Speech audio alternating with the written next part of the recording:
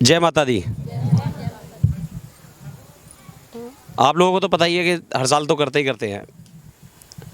विषय है तो लव जिहाद के बारे में किस किस को पता है? किसी को भी नहीं पता ना यहाँ पर? सबको पता है? हाथ तो ऊपर करो। लव जिहाद के बारे में किस किस को पता है?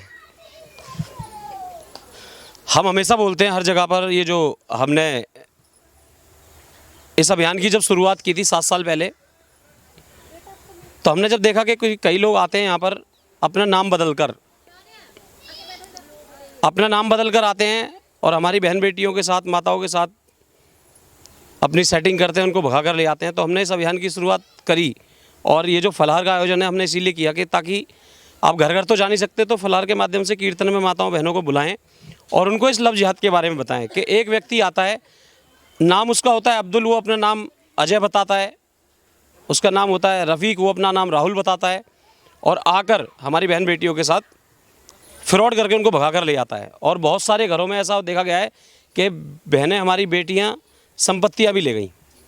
अगर तुम्हारे अंदर, मैं बोलता हूं हमेशा कि अगर तुम्हारे अंदर इतनी हिम्मत है, हमारे बच्चों को बहकाते हो तुम लोग, अगर तुम्हारे अंदर इतनी औकात है और हिम्मत है कि भाई अपने असली नाम से फंसा कर दिखा दो हमारी बेटियों को, तो मैं मान जाऊँगा, क्योंकि हमारी बच्चियों को सबको पता है, एक भी बच्ची हमारी उनके बहकावे में नहीं आ सकती।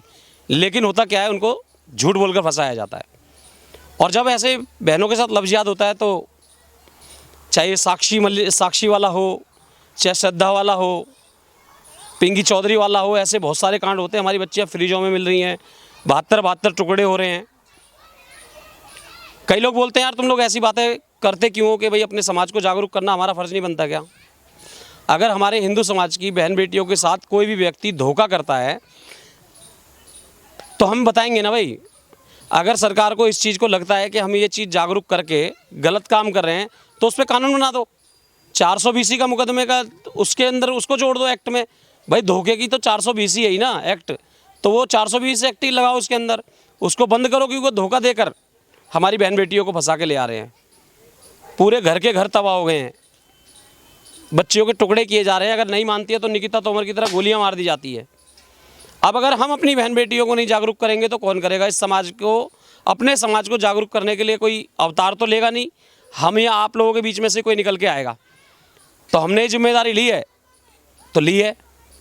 तो मैं सभी लोगों से ये निवेदन करना चाहता हूँ कि कम से कम आप लोग, जो भी गली मोहल्ले में ऐसा कोई व्यक्ति आता है तो उसकी पूरी जांच पड़ताल किया करो।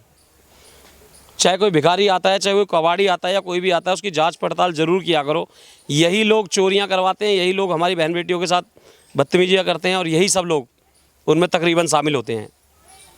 और यही चीज़ के लिए हम लोगों ने लगातार करते जा रहे हैं। नहीं तो हमारी भी इतनी क्षमता या हिम्मत नहीं है कि हम इतना समय निकालें। लेकिन कहीं ना कहीं पीड़ा है, उस श्रद्धा के लिए पीड़ा है जिसके टुकड़े टुकड़े कर दिए जाते हैं, उस निकिता बहन के लिए पीड़ा है जिसको गोली मार दी जाती है, उस माता के लिए पीड़ा है जिसके 2 बच्चों के साथ एक विधर्मी भगा कर ले जाता है। तो सोचिए, वो पीड़ा ही हमको आज यहाँ तक लेके आई है। नहीं तो हमें भी आराम से, अपना भगवान ने सब कुछ दे रखा है, अपने घर चैन से सो सकते हैं, खा सकते हैं, पी सकते हैं, बैठ सकते हैं, आना जाना, घूमना उमना सब कर सकते हैं।